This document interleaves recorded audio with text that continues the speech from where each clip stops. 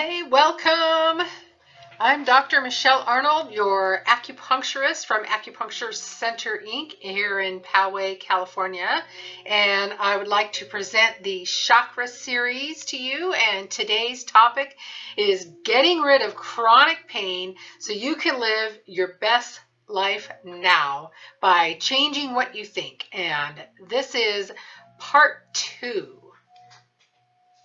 So let's go ahead and get started. And this is me. I'm a doctor of acupuncture and Chinese medicine, like I said, California licensed acupuncturist.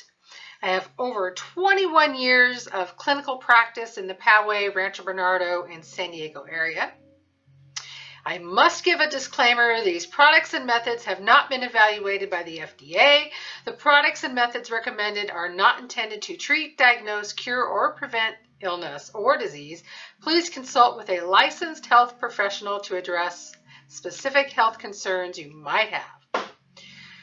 So following along from where we started with part 1, and we were talking about how pain and illness in the body has a lot to do with our thoughts, our emotions, and just how we present ourselves and carry ourselves throughout, our lives or through the day or week. And we were discussing emotions, and there are 5 basic emotions, but these 5 really do stem from the most fundamental emotions of all, and they are love and fear. Love can be, love, joy, happiness. Extensions of these feelings, and emotion is trust, pleasure, kindness, having compassion, forgiveness, friendship, gratitude, and just plain old laughter. And fear, deep down, our most deepest fear is the belief that we carry where we feel we are not good enough. We feel inferior, or we carry guilt, blame, jealousy. We have resentment, anger, hatred. We want revenge. We feel sad, lonely, too much pride, and a lot of insecurities. And this image here shows the heart and the kidneys. And the heart in acupuncture medicine is where that love and joy resides. The heart is responsible for that emotion, and it is the emperor of all organs and the emperor of all emotions, because the strongest healing frequency is love. And the kidneys are responsible for fear and surprise, self-confidence, and the adrenal glands sit right on top of the kidneys, and they excrete our, adrenaline, noradrenaline, and cortisol. And as you can see, the aorta here, there's the direct connection between the heart and the kidneys. And often when we have fear, it is very physical. We can feel shaky, trembling. We may even pee our pants. We may either be stuck in our tracks where we can't move, or we want to hide, or we can run and fight, and our heart races, and we feel anxious. There's just a lot of changes going on. We may even feel cold, and this, we get goosebumps. So you can see it's very physical, although it is an emotion, and the glands carry those neurotransmitters that travel through our bloodstream. And so the brain, it processes the emotions. So the limbic system, consists of our hypothalamus, the amygdala, the basal forebrain, and the brainstem. So people, you perceive symptoms without having any physical abnormalities, and then you continue to have these symptoms, after you've healed. So, you have an injury, it heals, but yet your brain is still, having these signals that you have pain, and pain has been stored somewhere in your body, in an emotion, in your tissue, and then in the brain. So, and the heart feels, but the brain processes the emotions. So science proves that acupuncture medicine works, and it proves the old classical theories of acupuncture medicine that has been around for eons. And if we take a look at an article by Professor Omar Salem, The Heart, Mind, and Spirit, here he introduces the heart brain, or little brain. So he writes that the heart has afferent neurons. They go from the heart to the brain, so it's not the other way around. So it has its own intrinsic nervous system. So it operates and processes information independently of the brain or the nervous system. So the heart can actually learn, remember, feel, and sense. And in acupuncture medicine, we say that memory is stored in the blood. So, and there are studies that provide the scientific basis to explain how and why the heart affects mental clarity, creativity, and emotional balance. And the heart has the largest measurable energy field of the body, the heart chakra. Your heart chakra is proof. And the Heart Math Institute is a nonprofit organization. They study the heart and mind-body techniques, and they have lots of information on their website. And they state, evidence shows the heart also plays a greater role in our mental, emotional, and physical processes than previously thought. How does this heart-brain connection affect the body? We call it the psychosomatic, or mind-body. As I said, it's more acceptable to say mind-body because we just don't like the word psycho, because it does not mean that you're neurotic or psycho to have pain or an illness that is stemming from a mind-body imbalance, right? Because, you know, this happens to all humans at one time or another. So the brain orders a reduction of blood flow to a specific part of your body. So let's say the elbow, and the result is mild oxygen deprivation. So now it causes pain and other symptoms. So it's depending, you know, this can depend on what tissues have been oxygen deprived. So the oxygen deprivation, it blocks the flow of chi energy in blood, creating stagnation. So tension, stagnation is tension. Stagnation is something that's just stuck and it's not moving. Like even your breathing can be stuck. You can not be breathing fully. So stagnation of chi and blood equals pain. And these are real physical changes. The pain is real because of that deprivation in oxygen. So you get physical tissue changes because of that lack of blood flow, the lack of oxygen and nutrients to an area, be it even a trigger point, a muscle knot, or a tight band. So there are 5 types of pain. You have just, you know, transitory distress type of pain from unusual stimulus, and then it's gone, right? And even anxiety can be, you know, transitory type of distress. And emotions can intensify pain. So that's another type of pain, where pain of a physical disorder is intensified by anxieties or concerns that's not really directly related to the condition. Like I do have people that tell me, whenever I feel stress, my back pain gets worse. So a reduction of physical symptoms in an existing disorder. Now this is the 3rd type of pain, and this can happen when a person has a trauma, but then they become aware that they are safe and they're really being cared for, and the danger has been removed, and they know there's not, you know, the hardship is gone and sudden death experience is gone, and they're still alive. And so they're so thankful, and, you know, they can suddenly just, you know, heal rapidly and feel a reduction in pain. Then you have the hysterical disorders, or neuroses.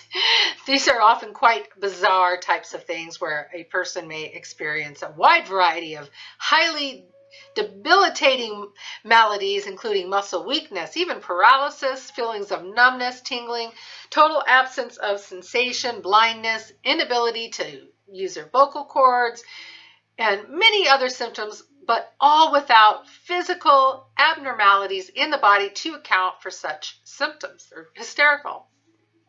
And you have psychosomatic.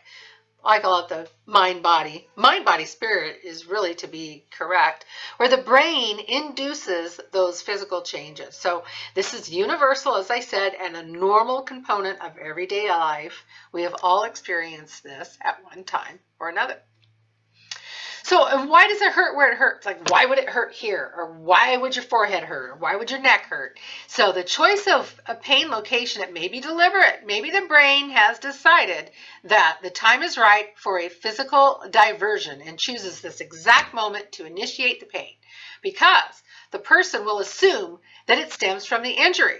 And it's not a brain-generated physical condition that caused the pain. Like if you're playing golf and then your back hurts while you're swinging, you will assume that, okay, that particular movement while playing golf, that's when I injured my back and that's what caused the pain. And how does it do this? It simply renders a tendon or muscle in the back slightly oxygen deprived, which, as I talked about previously, results in pain. It is a protective maneuver.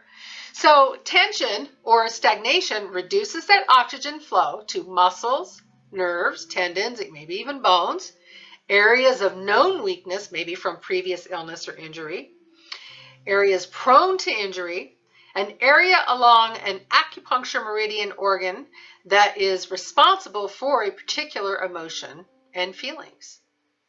Like the shoulders are an example, because we say in acupuncture medicine that if you have a lot of burden in your life, you're carrying the world on your shoulders, a lot of responsibility, that it may be a place where you will feel, pain or have an injury. Why does the pain continue? Well, psychosomatic disorders, they can spread like an epidemic, especially if they are in vogue. Like really, illness and diseases can be in vogue.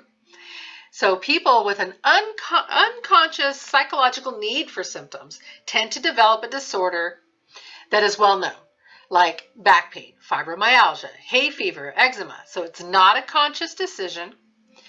Or a medical professional has misread the mind-body disorder and attributed it to a structural abnormality such as a bone spur, herniated disc, the imaging results, many of which were already probably present because we do have a lot of degenerative structures in our body, especially as we age, that don't always cause pain. The simple fact that a medical treatment can be readily available. Pain serves a purpose. It is diverting your attention from what is transpiring in your unconscious mind. So it is deliberately distracting your conscious mind. So it is telling you that something needs to change. You need to make a change, and when you don't, it gets louder. And I mean that you need to make a change at something that's going on in your life. So over time, a symptom, though, it can lose its power to detract, so you'll find another symptom to take its place. Avoidance of a conflict or withdrawal, we see that, and it causes stagnation, so you get a lot of tension. And removal of this stagnation increases the circulation, right? So let's say, you tend to get migraines and you're getting some acupuncture, chiropractic, massage, and that treatment is removing the stagnation. Your circulation is improving, but you start to have more anxiety and internal conflict, because your regular coping mechanism wasn't changed. That style of how you deal with life and just how you carry yourself has not changed, and that coping mechanism just becomes even stronger, and either your migraines then will continue after you have some great result, and then you'll see them either coming back, or you will develop a whole new symptom. So subconsciously, you don't want to heal. You don't want to change is really probably a more correct thing to say. And you don't want to admit something, or you really don't want to become aware of something, because then you have to make the change. And what's the point? So does this make sense? Pain serves a purpose. of diverting your attention from what is transpiring in the unconscious. So it deliberately distracts your conscious mind. It is a survival pattern. It buffers you from feeling distress directly. So what's the primary gain? Well, to prevent the conscious brain from becoming aware of your unconscious feelings like emotional rage or fear.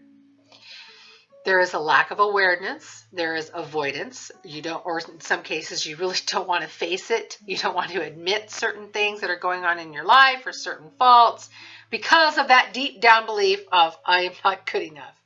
So unpleasant thoughts and emotions may be pushed to your unconscious because they would just be too difficult to bear. And if we attempted to deal with them, it could be possible that we would somehow become incapacitated. So let's say, for an example, if the id, this is part of the subconscious mind, would take over, in which case you may become angry and show belligerent behavior.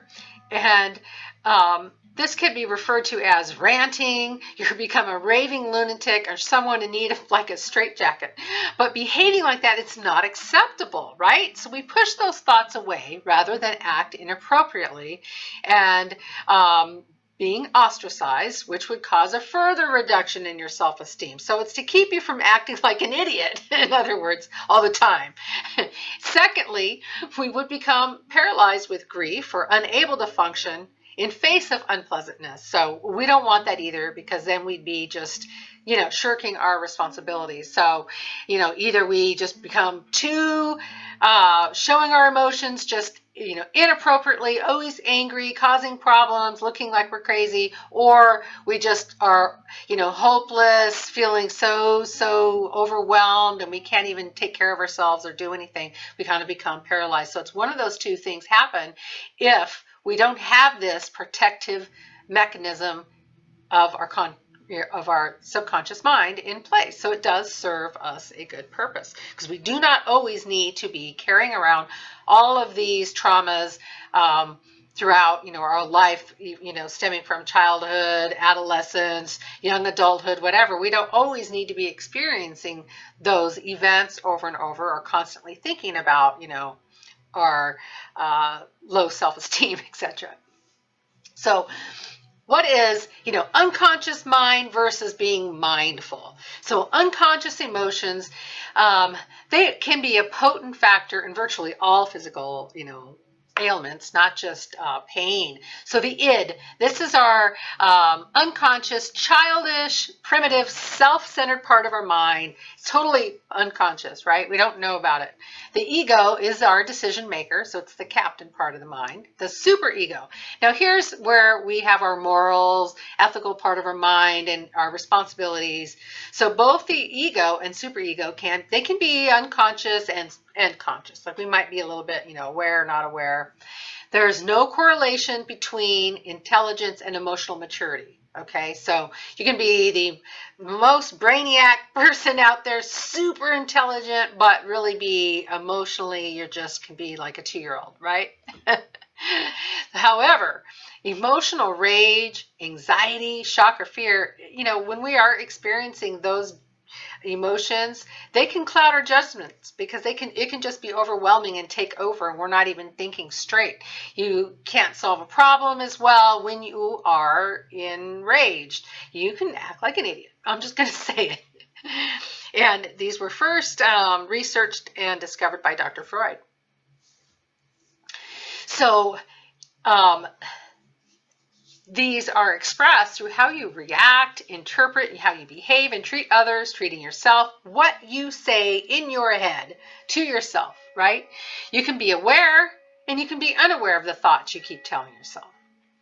These thoughts send signals throughout your body. Emotions that are unconscious, you don't feel them, but they are sending those negative signals.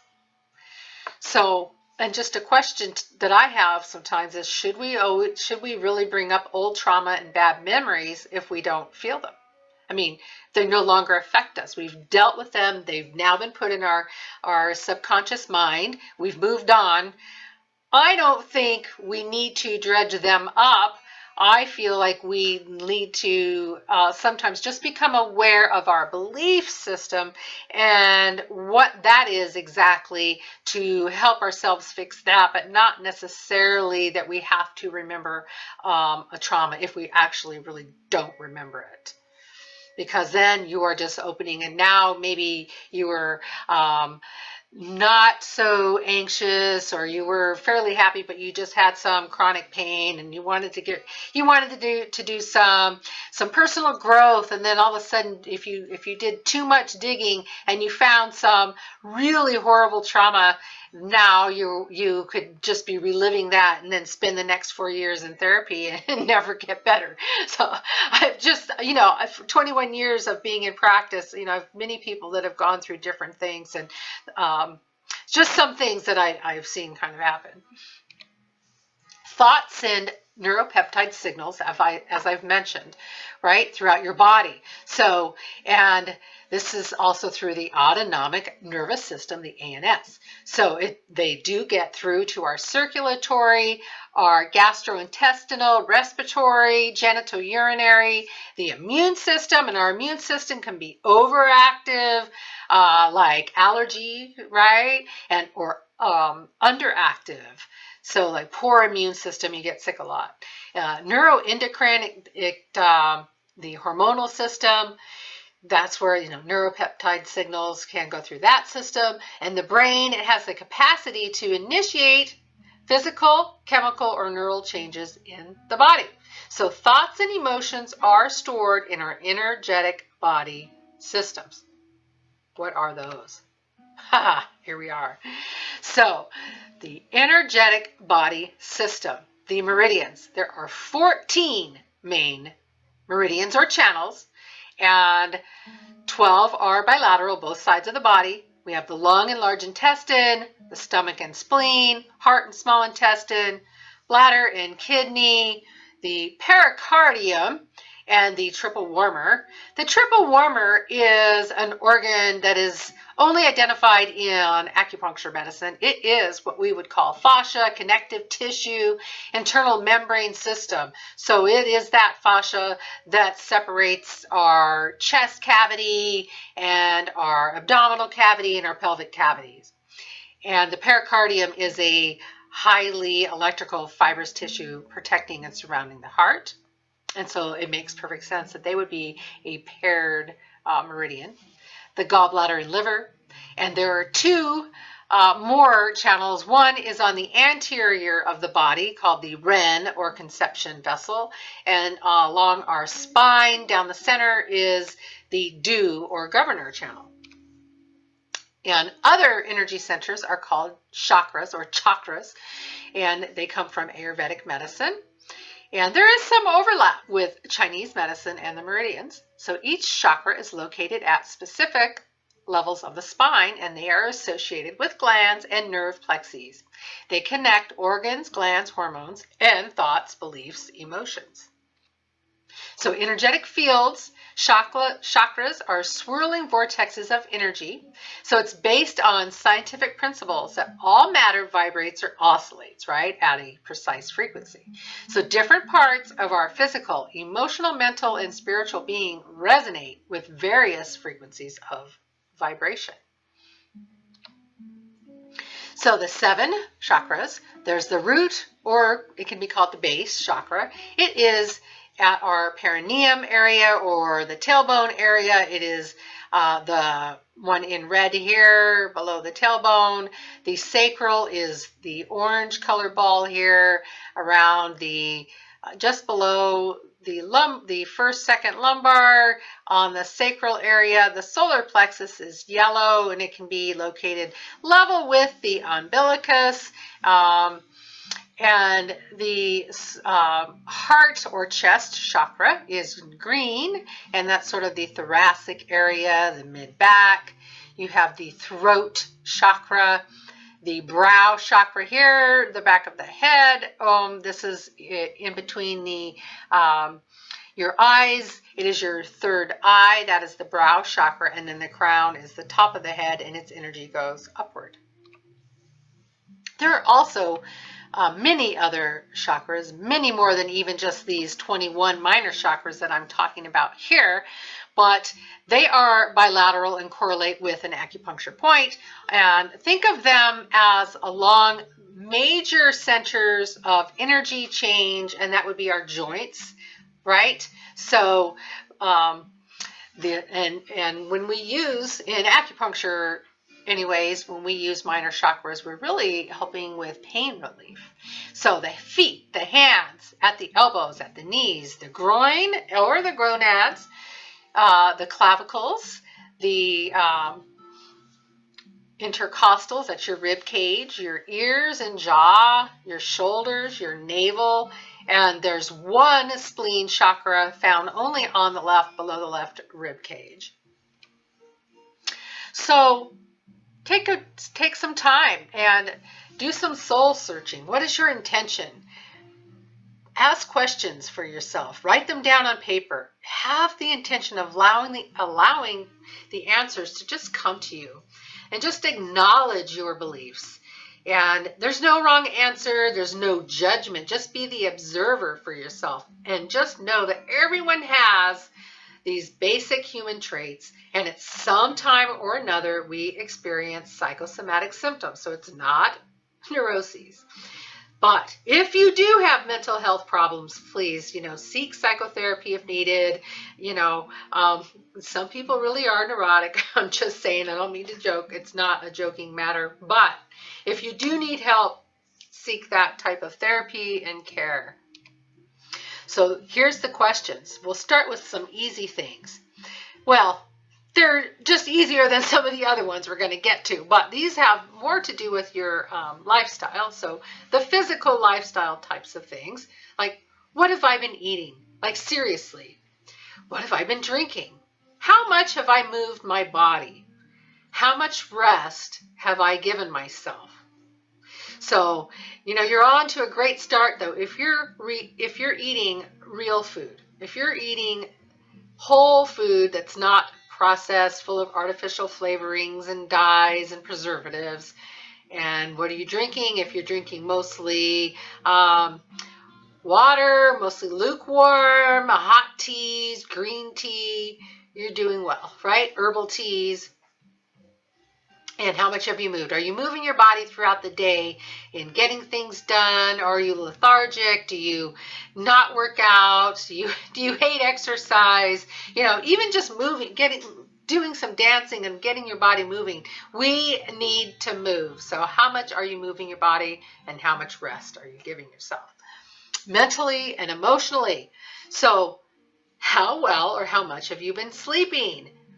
How do you feel when you wake in the morning? That's really a good test too, because if you can wake up and feel rested and start your day, then you're getting enough sleep. How do I feel about my work? How do you feel if you're in school, if you're studying? How do you feel about your peers? How do you feel about your boss, your coworkers? Like, what's really going on with you throughout your day, and what are you taking home with you? What are you complaining about to yourself? What is coming out of your mouth to others? Like, how do you feel about the work you're doing? Have I been trying to avoid my feelings through like drinking, drugs, or eating, video gaming, gambling, shopping, like some kind of escape? How much quality time do you spend?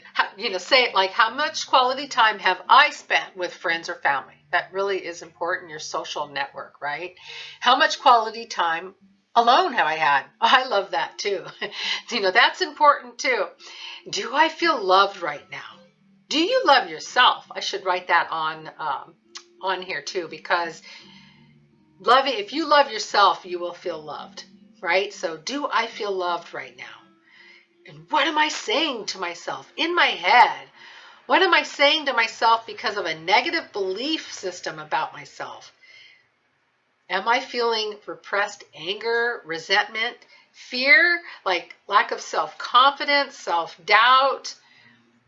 And just know, we are all carrying repressed anger, and we are all mad either at each other or ourselves at one point or another. What is your top emotion or feeling? Like, do you feel joyful? Do you feel just flat and apathetic, lack of joy? Do you feel elated all the time, like just too, or manic, like overzealous? Are you vulnerable? Do you feel wounded? Do you have a lack of boundaries? Or are you wishy-washy, like you run hot and cold with a certain, either in love or with a certain hobby or an interest? Do you feel disgusted or overly sympathetic? So these are all along the line of the same meridian channel that's responsible for these things. They're kind of extensions, that feeling disgusted, but then or sympathetic or unsympathetic or worried, where you're always worried about some impending doom. You're worried about the future or thinking about the past, like worried about how did I act and did people think I was weird, or that kind of thing. You're always worried and anticipating the worst. You might as well just give up before, don't even try to succeed, right? That's worry. That's anxiety. You're creating anxiety by all of those thoughts of worry. Do you feel sad? Are you grieving?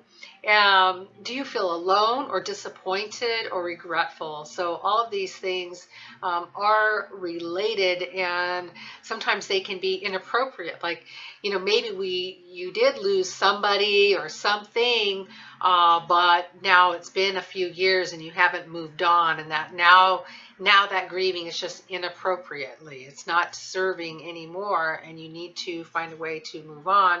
Or disappointment, this is all about lack, like a loss of something, whether it's a loss of a dream or a loss of, I didn't think I would be doing this at this time in my life. I feel like I lost what I was supposed to be doing. Or the next one, what's your emotion and feeling as far as fear? Are you always easily surprised and scared? Are you panicky? Do you feel cowardly? Do you have low self-esteem, lack of self-confidence, or quite the opposite, like reckless, like always trying to prove to yourself or prove to others, or just, no care about safety, and you don't care who gets hurt, you don't care if you get hurt. Or are you angry? Do you have rage? Are you just inappropriately angry at every little thing? Are you irritated, impatient, resentful? Do you feel depressed? Like just really, low spirits? But humans, we have all of these traits, and they are expressed emotions, and we need them at the appropriate time, and we should express them. We should feel them appropriately when the time is right, but quite often they become inappropriate, and we get stuck, right? We get stuck in one particular emotion. So how can we balance these emotions, and how can we just have some of these answers just come to us, without beating ourselves up and without it taking too much time? Or we can use our senses, and that's with, our vision, seeing, like looking at a particular color or some kind of drawing, but we can imagine that color in our mind, because if we've seen that color, you can envision a golden ball of light. And sound healing from tuning forks, an ohm is 136.10, and we can listen to that ohm tuning fork. We can tone using our voice. The heart meridian sound is laughter, so that's why laughter is often said to be the best medicine. Watch a comedy, get in touch with an old friend and just laugh. And that sound is ha.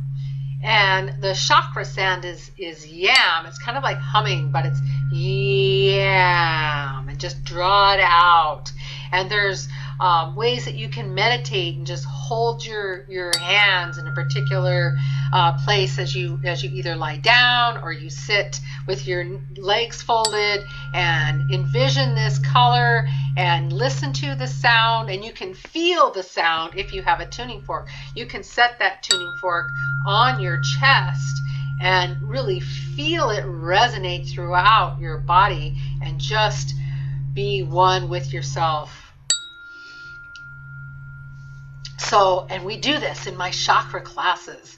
So these are for anybody experiencing chronic pain, or maybe you have poor immunity, you get sick easy, you feel worried, nervous, anxious, and they're made to fit into your busy lifestyle because they are recorded so you can watch at your own leisure. They're easy to apply the principles and techniques from the comfort of your own home. So this can be a great solution for you.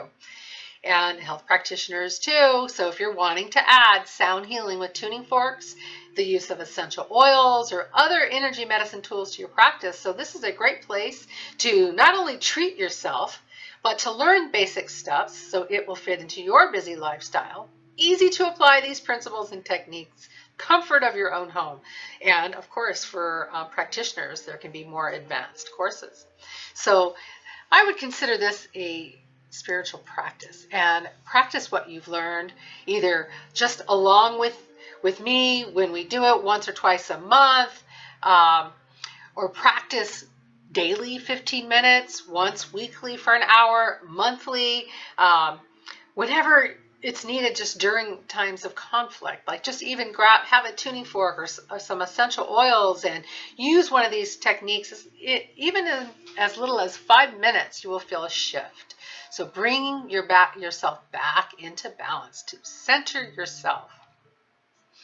So I hope you enjoyed this video and you understand a little bit more about how our body, mind, and spirit affect our physical body and how it can be the source of pain and illness, and even just becoming aware of those is one step to healing and to ridding yourself of the pain and to feeling better and on to being more healthy. So please like and subscribe, share this video to help others learn about the benefits, post comments below the video, and you can sign up for the Chakra Series as I will post the link below. Sign up now. I have my Living Well with Dr. Michele at thelocals.com, so it is a community for you. I will see you in the next lesson. I appreciate you. Thank you so much. I am Dr. Michele Arnold. Thanks for watching. Namaste.